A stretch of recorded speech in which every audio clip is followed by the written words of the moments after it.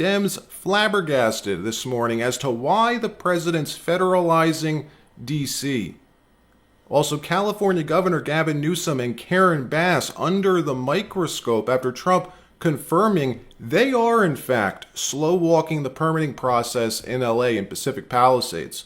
Purposely, he says, to build affordable housing. Yes, wasn't that a conspiracy? Once again, it turns out to be true, and China's Navy epically trolled this weekend. We're going to show you why, and more stories as well from around the country. You know, my father always used to tell me, I had a wonderful father, very smart, and he used to say, son, when you walk into a restaurant and you see a dirty front door, don't go in, because if the front door is dirty, the kitchen's dirty also. Same thing with the Capitol. If our Capitol's dirty, our whole country is dirty, and they don't respect us. So it's a very good question, actually. So President Trump going on offense, invoking the D.C. Home Rule Act to temporarily federalize the District of Columbia, a law that grants the president the authority to take federal control of the Metropolitan Police Department in D.C. It also gives him the authority to deploy the National Guard onto the streets of D.C. But what's important, what matters here, from their point of view, is taking command and control of the D.C. Metro Police. We'll explain why we think he's doing this in a minute, announcing this move at this morning's White House press conference, flanked by his Attorney General, the FBI Director, SecDef Pete Hegseth, the Secretary of the Army, and the new D.C. Attorney General, announcing Washington, D.C. is now under federal control. And we're here for a very serious purpose, Something's out of control, but we're going to put it in control very quickly like we did on the southern border.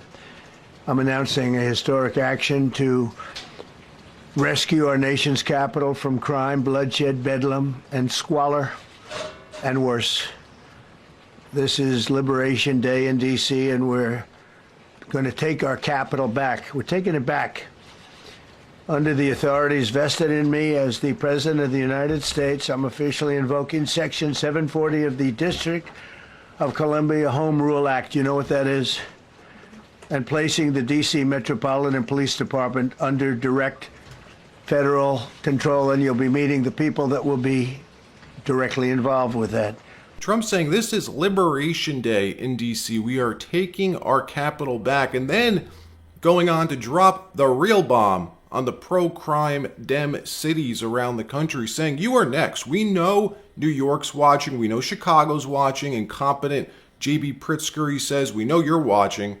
And watch closely, because if you don't clean up your streets fast, if you don't immediately repeal cashless bail and begin prioritizing law-abiding citizens over these thugs, your city is next.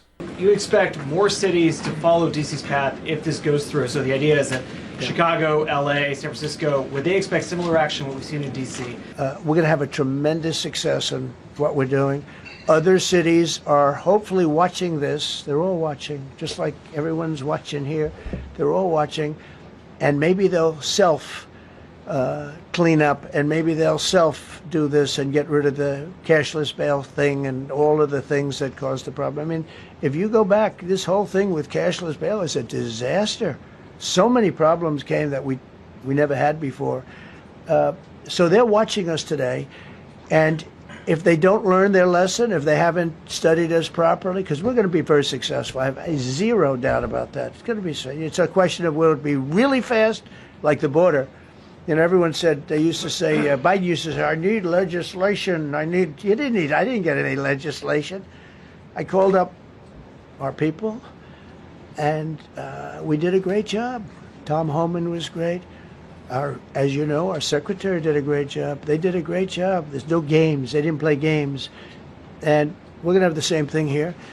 But then I'm going to look at New York in a little while. Let's do this. Let's do this together. Let's see. It's going to go pretty quickly. And if we need to, we're going to do the same thing in Chicago, which is a disaster. We have a mayor there who's totally incompetent. He's an incompetent man. And we have an incompetent governor there. Pritzker's an incompetent. His family threw him out of the business, and he ran for governor. And now I understand he wants to be president. but I noticed he lost a little weight, so maybe he has a chance. You know, you never know what happens.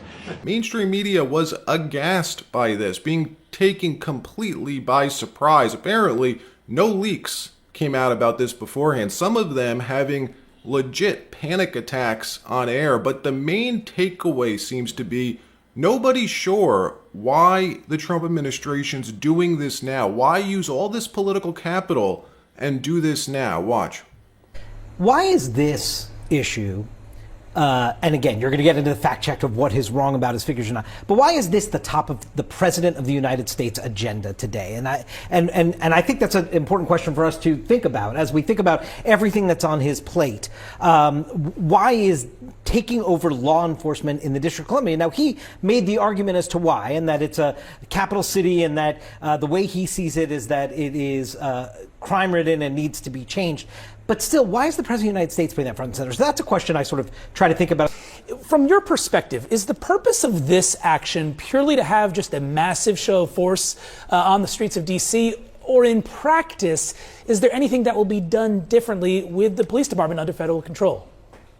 To divine what the purpose is of this deployment of National Guard assets, what this reallocation of things like FBI agent resources to patrol the streets of DC, it raises some important questions like, what is it? Why this production? Why this kind of Potemkin village of criminal intervention in a city? What is this designed to distract us from? I don't know that I can answer that for you here, but So what we do know is the Trump administration's been fighting these sanctuary cities for months, all of them refusing to work with ICE, Chicago PD, LAPD, NYPD, Boston PD.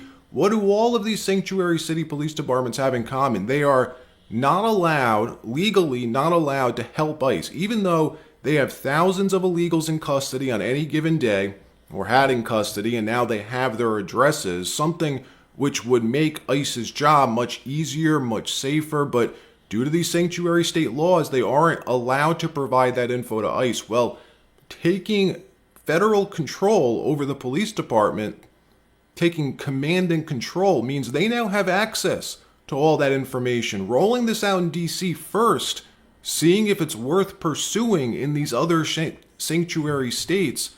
Will it make a difference, a big enough difference to use the political capital required to do it outside of DC? I think that may be what's happening here, because you know what they're going to say, that Trump is militarizing our streets. That takes political capital. His poll numbers will go down for that.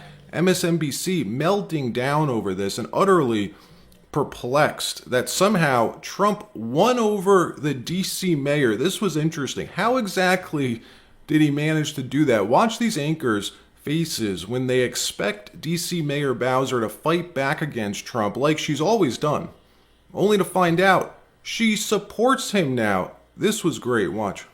One of the things that we have seen over and over from the president, from his team, Stephen Miller saying it's like Baghdad in Ethiopia. They seem to hold their harshest criticism sometimes for cities that are majority black and brown. Do you see that, and what do you think that means? I think that I have been dealing kind of with this issue for a number of years. It's kind of easy fodder on the campaign trail. But now we're talking about governing, and my job is to focus on making sure our city is running well, and people enjoy a great quality of life. And I think we're doing a really good job. We do need the federal government's help, as I mentioned, because they have an outsized influence on our criminal justice system. We need more prosecutors. We need more judges. There are other ways to help. Even we want to rebuild our jail, and there are ways that the feds can help with that. But also just doing their part, cutting the grass, fixing the fountains, making sure that federal law enforcement is doing all of the policing that they can do. And I just have to say thank you to MPS, FBI, ATF, who've always worked cooperatively with us, and we expect that they will again. What exactly just happened here? This lady is a Trump hater through and through. Did Kash Patel, J. Edgar Hoover this lady? That's what it looks like. Videos posted on social media last night showing federal authorities already cleaning up D.C. this weekend. The 5 people arrested were in possession of illegal firearms, some of them drug possession. Additionally, there are plans in the works to relocate the homeless population out of D.C. as well. Let me know what you think about that.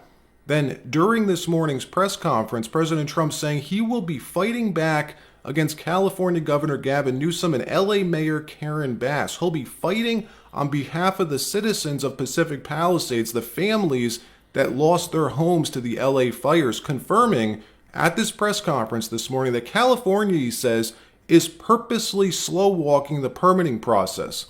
We reported on this the other day, how few permits have been issued. It's been 6 months.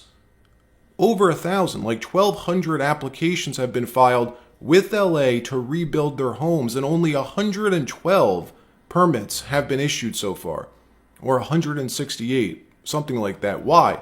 President Trump saying they're slow-walking the process purposely because they want to force these families out to build low-income, affordable housing. Watch. What they had suffered, almost 25,000 homes. And you see what's happening now. They didn't give their permits. I went to a town hall meeting. I said, we're going to get you the federal permits, which are much harder. Almost immediately, Lee Zeldin is a star. He did an incredible job. They have all their federal permits. They don't have their city permits. And the mayor said to me, we think we could have them in 2 years. I was walking down the street, and I met with firemen and police. And I was saying hello to many people that were standing in front of their homes with yellow tape. You can't go in. You can't go onto the lot. And those people wanted to start rebuilding their homes then and there. And the mayor said, we should be able to get them the permits within 2 years. I said, that's a shame. 2 years? Are you kidding? I'm going to get them the federal permit like almost immediately. 2 years. And she roared back, well, maybe 1 year. The place was booing her out of the place. They don't have their permits to build their homes. And now they're talking about putting, this is among the most beautiful areas was in the country. Now they're talking about putting low-income housing there. Can you believe this? I love low-income housing. I made money with low-income housing. I built low-income housing. I know more about low-income housing and luxury housing. I know about everything real estate. They want to replace some of those homes with low-income housing. Gavin Newsom told us this was dangerous misinformation, even though he's on camera admitting his plan to reimagine LA after these fires. We have journalists in the days after the fires reporting City Council was already in talks to rezone these lots. All of that, Dems told us, was conspiracy. It wasn't happening. Well, now we know it is. The President of the United States confirming they are actively trying to do this and saying he's fighting back. He's already fast-tracked and approved almost 100% of the federal permits and will be taking this fight to Newsom and Karen Bass to get your local permits approved. And good riddance.